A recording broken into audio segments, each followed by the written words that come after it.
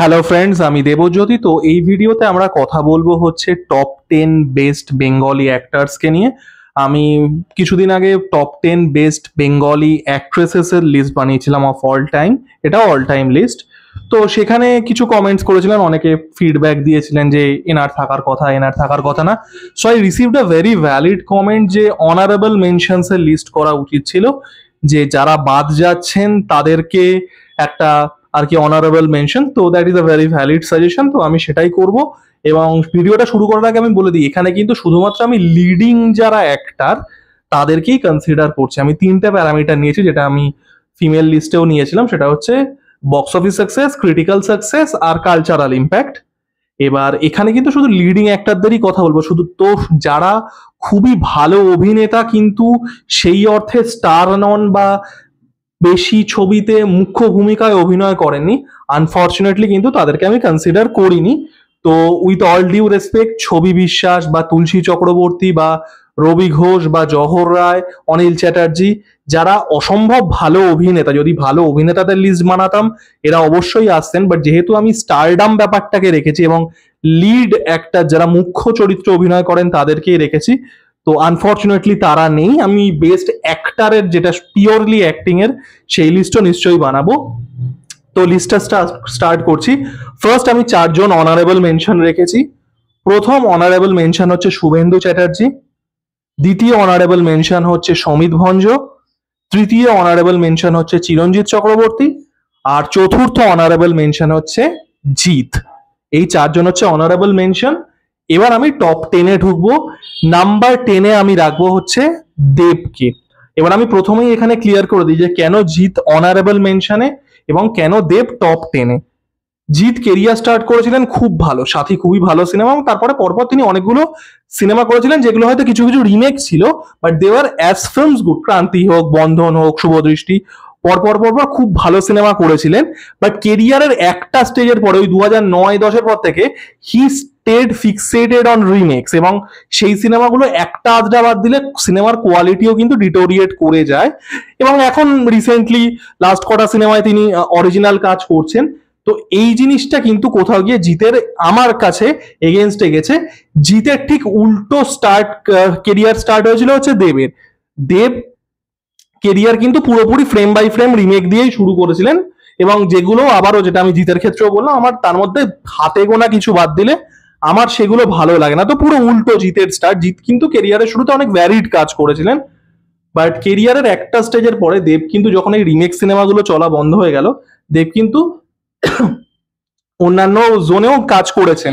পুনহাস, সেটা জুলফিকার হোক, সেটা আর একটু নিউ এজ কমার্শিয়াল সিনেমা, পাসওয়ার্ডের মতো, কবিরের মতো, ককপিট, চ্যাম্প, কিছু সাকসেসফুল হয়েছে, কিছু হয়নি, বাট চেষ্টাটা করে গেছেন। এবং রিসেন্টলিও আমরা দেখেছি একটু ফ্যামিলি ড্রামা সেন্ট্রিক করছেন, বাংলা ক্যারেক্টারদের নিয়ে, বাংলা আইকনদের নিয়ে সিনেমা করছেন। সেটা বাঘা যতীন আমার ডিসেন্ট লেগেছিল, গোলন্দাজ আমার খুবই ভালো লেগেছিল, প্রজাপতি ভালো লেগেছিল, আমার প্রধান ভালো লেগেছিল। এখন সামনে টেক্কা বা খাদান আসছে। তো কেরিয়ারের এই স্টেজে আমার কোথাও গিয়ে মনে হয়েছে দেব জিতের থেকে এগিয়ে, ঠিক আছে। তাই জন্য দেবদা 10 নম্বরে এবং জিতদাকে আমি অনারেবল মেনশনে রেখেছি। তো 10 নম্বর গেল। নাম্বার 9 আমি রাখবো হচ্ছে তাপস পালকে। তাপস পাল কেরিয়ার শুরু করেছিলেন খুব ভালো, এটা নিয়ে আমার একটা ভিডিও আছে। 80s তিনি পরপর সিনেমা করেছিলেন, যেগুলো কিন্তু শুধুমাত্র ভালো সিনেমা নয়, সেগুলো কমার্শিয়ালি সাকসেসফুল, এবং সেগুলো কোথাও গিয়ে বাংলা কালচারকে সুন্দরভাবে তুলে আনছে। সেটা সাহেব হোক, ভালোবাসা ভালোবাসা হোক, দাদার কীর্তি হোক, অনুরাগের ছোঁয়া হোক। বাট আর্লি 90s-এর পরে তার সিনেমার কোয়ালিটি কিন্তু হিউজলি ডিটোরিয়েট করে যায়। তার চেহারা তিনি ধরে রাখতে পারেননি, যে একটা নায়কের তো একটা সার্টেন একটা ফিজিক লাগে বা একটা চেহারা লাগে, সেটাও তিনি ধরে রাখতে পারেননি, এবং প্রচুর উল্টোপাল্টা সিনেমা করেছিলেন। তার 80s যতটা ভালো ছিল সিনেমার কোয়ালিটির দিক দিয়ে, 90s বা 2000s কিন্তু তারপরে সেটা নয়, 2000-এ তিনি ক্যারেক্টার রোলে চলে যাচ্ছেন। তো তাপস পাল শুরু করেছিলেন খুব ভালো, এবং তাপস পালের কিন্তু পোটেনশিয়াল ছিল আরো অনেক উপরে শেষ করার, তার সেই ট্যালেন্টটা ছিল। বাট যাই হোক, তিনি নাম্বার 9-এ। নাম্বার 8-এ আমি রাখবো ভবানীপুরের মল্লিক বাবুকে, রঞ্জিত মল্লিক। রঞ্জিত মল্লিক কেরিয়ার স্টার্ট করছেন ইন্টারভিউ দিয়ে, যেটা একটা ইন্টারন্যাশনালি অ্যাক্লেম পাওয়া সিনেমা। তিনি কার্লোই ভ্যারি থেকে অ্যাওয়ার্ডও পেয়েছিলেন। তারপরে কিন্তু তিনি 70s-এ বিভিন্ন রকম সিনেমা করছেন, বাট পোস্ট 1980s 1984 সালে শত্রু আনছেন, এবং সেখান থেকে কিন্তু অরিজিনাল বাংলা কমার্শিয়াল সিনেমায় তার একটা বিশাল বড় অবদান আছে। এবং তারপরে আপনি দেখুন অঞ্জন চৌধুরীর সাথে যে সিনেমাগুলো, হরনাথ চক্রবর্তীর সাথে যে সিনেমাগুলো, সেটা নবাব হোক, সেটা ইন্দ্রজিৎ হোক, সেটা জীবন নিয়ে খেলা হোক, আরো অনেক সিনেমা আছে, রণক্ষেত্র আছে, সংঘর্ষ আছে, মুখ্যমন্ত্রী আছে, তো সেগুলোতে কিন্তু তার সাকসেস খুব ভালো। এবং এগুলো কিন্তু অরিজিনাল কমার্শিয়াল সিনেমা, আনলাইক সে দেব অরিজিৎ, এগুলো কিন্তু অরিজিনাল সিনেমা। এবং তার পাশাপাশি তিনি একটা শাখা প্রশাখা করছেন। এবং তারপরে তো কেরিয়ারের একটা স্টেজে এসে, স্টেজের পরে তিনি ক্যারেক্টার রোলে চলে যাচ্ছেন, বাবার রোল করছেন, সেখানেও প্রশংসা পাচ্ছেন। তো রঞ্জিত মল্লিক এট নাম্বার 8। নাম্বার 7-এ আমি রাখবো হচ্ছে ভানু বন্দ্যোপাধ্যায়কে। তো দেখুন আমাদের দেশে না কমেডিয়ানরা স্টার হয় না, খুব রেয়ার। আপনি হলিউডে যান, হলিউডে দেখবেন Adam Sandler, he is a star, he stars in his own films. Will Ferrel star, he stars in his own films. Kevin Hart, gym carry, বা আরো আগে যদি আপনি যান পিটার সেলার্স থেকে শুরু করে আরো পিছনে গেলে Charlie Chaplin, Harold Lloyd, Buster Keaton, মানে আমি একদম সাইলেন্ট এরা থেকে বলছি। So they are stars and comedians, তারা তাদের নিজেদের সিনেমায় স্টার। এটা কিন্তু আমরা ইন্ডিয়াতে দেখি না। জনি লিভার, জনি ওয়াকার, কেষ্ট মুখার্জি, সাউথে গেলে ব্রহ্মানন্দন, এরা কিন্তু কেউই স্টার হয়ে উঠতে পারেনি, তারা সবসময় ক্যারেক্টার রোল প্লে করেছেন। এক ভানু বন্দ্যোপাধ্যায় কিন্তু সেটা নন। Bhanu Bandyopadhyay is an exception. তিনি কিন্তু কমেডিয়ান ছিলেন এবং তিনি কিন্তু স্টারও ছিলেন, তিনি কিন্তু তার সিনেমার star. He is not the character actor, তিনি ক্যারেক্টার রোলও করেছেন পরবর্তীকালে, but he was the star in his film. তো এই যে স্টার প্লাস কমিক, এই দুটো জিনিস কিন্তু ভারতবর্ষে খুব কমই মানুষ অ্যাচিভ করতে পেরেছেন। জহর রায়ের সাথে তার খুব সাকসেসফুল পেয়ারিং ছিল, তার ইন্ডিভিজুয়াল প্রচুর সাকসেসফুল সিনেমা আছে যেখানে হি ওয়াজ দ্য মেন স্টার। তো এই জন্য ভানু বন্দ্যোপাধ্যায় বাঙালির একজন আইকন। তো ভানু বন্দ্যোপাধ্যায়ের নাম্বার 7। এবং সত্যি কথা বলতে ভানু বন্দ্যোপাধ্যায়ের আরো উপরে থাকা উচিত ছিল, if I am being honest, but top 6 is so air tight এবং সো স্ট্রং যে ভানু বন্দ্যোপাধ্যায়কে 7-এই রাখতে হচ্ছে। At number 6 Victor Banerjee. Victor Banerjee, honestly Victor ব্যানার্জিরও আরো উপরে থাকার কথা যদি তার সিনেমার সংখ্যা বেশি হতো। ভিক্টর ব্যানার্জি সিনেমার সংখ্যা, বাংলা সিনেমার সংখ্যা বিশেষ করে, বেশি কিন্তু নয়। তিনি অল্প সংখ্যক সিনেমার মধ্যে একটা হিউজ ইম্প্যাক্ট ক্রিয়েট করতে পেরেছিলেন, সেটা অবশ্যই প্রশংসনীয়। দুটো রকম সাকসেসও পাচ্ছেন, তিনি ঘরে বাইরে করছেন, তিনি আবার আক্রোশও করছেন, দেবতাও করছেন, তারপরে পরবর্তীকালে লাঠি করছেন, ইভেন গত বছর রক্তবীজ was very successful on the back of Victor Banerjee. তো তার ছবির সংখ্যা কম হলেও তিনি কিন্তু এই দুটো জিনিসই, ক্রিটিক্যাল সাকসেস এবং কমার্শিয়াল সাকসেস, দুটোই কিন্তু পুরোপুরি ভাবে পাচ্ছেন। তো তার স্ট্রাইক রেট বা তার সাকসেস রেট কিন্তু খুব হাই। তো এই গেল 6। অ্যাট নাম্বার 5 আমি রাখবো হচ্ছে প্রসেনজিৎ চ্যাটার্জিকে। প্রসেনজিৎ চ্যাটার্জির ছবির সংখ্যা হিউজ এবং সেটা দু রকমের সিনেমাতেই। তাহলে আপনাদের প্রশ্ন থাকতে পারে যে প্রসেনজিৎ চ্যাটার্জি কেন উপরে নন আরো। দেখুন প্রসেনজিৎ চ্যাটার্জি যে সময় সিনেমা করছেন সেই সময় বাংলা সিনেমার অবস্থা খুবই খারাপ, খুবই খারাপ। ওই মিড 80s থেকে আর্লি 2000s অব্দি বাংলা সিনেমার অবস্থা খারাপ। এবং সেই সময় তিনি অনেক সিনেমা করছেন যেগুলো হয়তো খুব ভালো সিনেমা ছিল in terms of commercial cinema, যেরকম সংঘর্ষ, রণক্ষেত্র, আরো অনেক আছে, প্রতিবাদ, বাট সেগুলো কিন্তু সেইভাবে বক্স অফিসে কিছু ওয়ার্ক করছে না। মানে তার আগে 70s বা 60s এ উত্তম কুমার বা ওই জেনারেশনের সিনেমা যেরকম ওয়ার্ক করতো সেরকম তো করছেই না, তার দূর দূরান্তেও। ইভেন তারপরেও দেব বা জিৎ ওই 2008-9 অনওয়ার্ডস ওই রিমেকের রাতে তারাও যে বক্স অফিস এনেছিল, সেই মানে আমি যদি ইনফ্লেশনটা অ্যাডজাস্ট করি, সেই বক্স অফিসও কিন্তু আনতে পারছে না। বাংলা ইন্ডাস্ট্রি কিন্তু ওই 80s 90s এ ছোট হতে থেকেছে, যেটা থেকে কিন্তু আমরা এখনো রিকভার করতে পারিনি। তিনি অভিনেতা অসম্ভব ভালো, দু রকম সিনেমাতেই সমানভাবে সাকসেসফুল। 2010 অনওয়ার্ডস তিনি অন্য একটা সিনেমা করছেন, তারও আগে থেকেই করছেন ঋতুপর্ণ ঘোষের সাথে, বুদ্ধদেব দাশগুপ্তের সাথে। তিনি বাবা কেন চাকর আর উৎসব একসাথে করেছিলেন, মানে that probably paints a picture. তো এই কারণে তিনি number 5, he is not higher, কারণ তার সময় কিন্তু ইন্ডাস্ট্রি বড় হয়নি, ছোট হতে থেকেছে। তো নাম্বার 5 গেল প্রসেনজিৎ চট্টোপাধ্যায়। নাম্বার 4-এ আমি রাখবো মিঠুন চক্রবর্তীকে।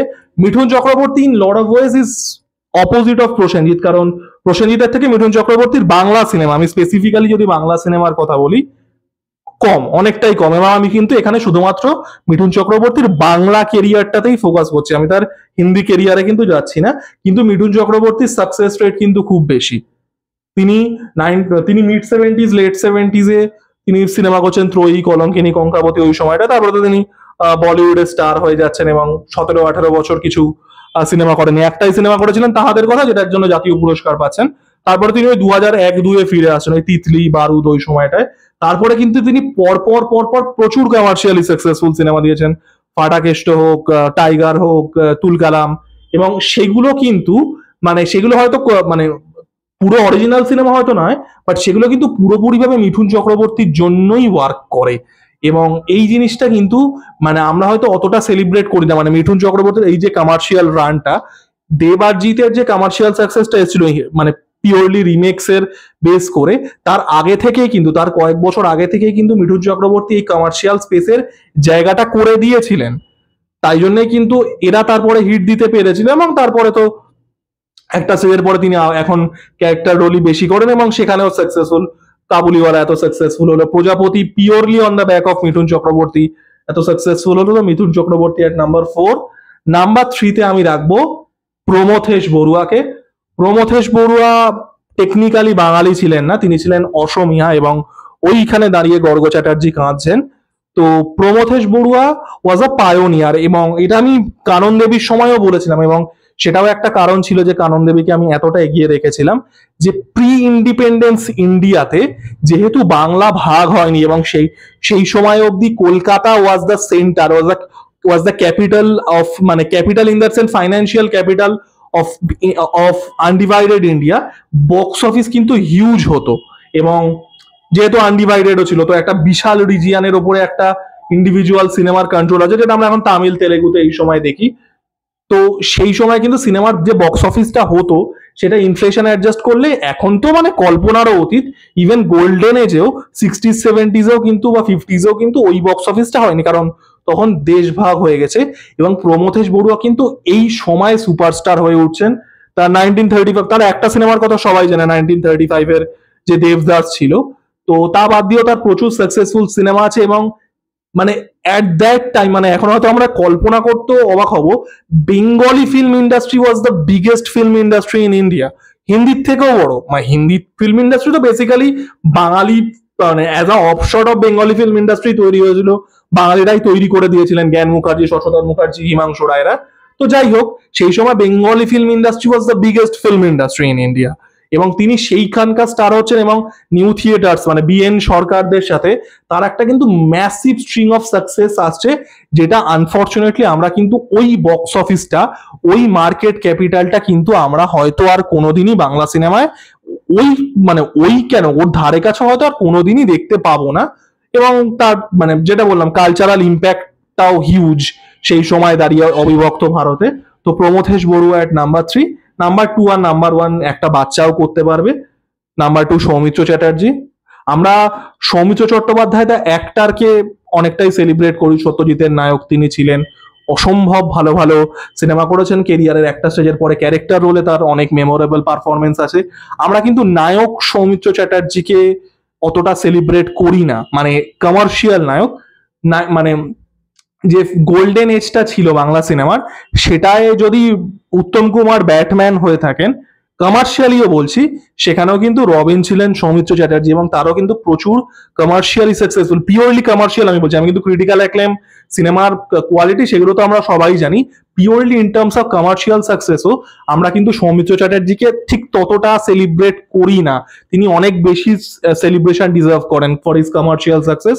এবং তাছাড়া তো সিনেমার কোয়ালিটি আছে, সত্যজিৎ রায়ের এতগুলো সিনেমার তিনি নায়ক, অন্যান্য বড় বড় পরিচালকদের সাথে কাজ করেছেন, তার সিনেমা দেশে বিদেশে উচ্চ প্রশংসিত হয়েছে, এবং বিশাল লম্বা একটা কেরিয়ার, সেই 1959-এ অপুর সংসার থেকে শুরু করে আই থিঙ্ক বেলা শেষে তার শেষ সিনেমা ছিল, মানে একটা 64-65 বছরের লম্বা কেরিয়ার। তো সৌমিত্র চট্টোপাধ্যায় নাম্বার 2।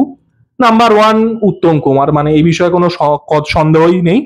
আমি সুচিত্রা সেনকে 2 নম্বরে রেখেছিলাম আমার ফিমেল অল টাইম লিস্টে, উত্তম কুমার নাম্বার 1, কারণ উত্তম কুমারের এই যে আমরা বাংলার গোল্ডেন এজ যেটা বলি, আর্লি 50s থেকে মিড 70s, সেটার ইঞ্জিন কিন্তু ছিলেন উত্তম কুমার।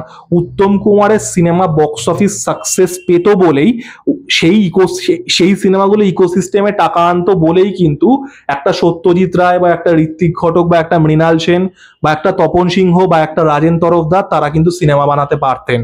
এই ইকোসিস্টেমটা, যেটা আমি বারবার করে বলি, এটা কিন্তু ভীষণ ইম্পর্টেন্ট। তো এই যে বাংলা ফিল্ম ইন্ডাস্ট্রির যে গোল্ডেন এজটা, এই সিনেমাটার মানে এই এরাটার ইঞ্জিন ছিলেন হচ্ছে উত্তম কুমার। এবং উত্তম কুমারের মিড-70s অনওয়ার্ডস তার যখন বক্স অফিসে সাকসেসটা তিনি আর সেই লেভেলে ধরে রাখতে পারছেন না, কারণ তিনি একটু এক্সপেরিমেন্টাল কাজ করছিলেন, একটু অফবিট কাজ, তার চেহারাও অনেকটা ভারী হয়ে গেছিল, আমরা কিন্তু সেই জিনিসটা রেপ্লিকেট দেখতে পাচ্ছি না।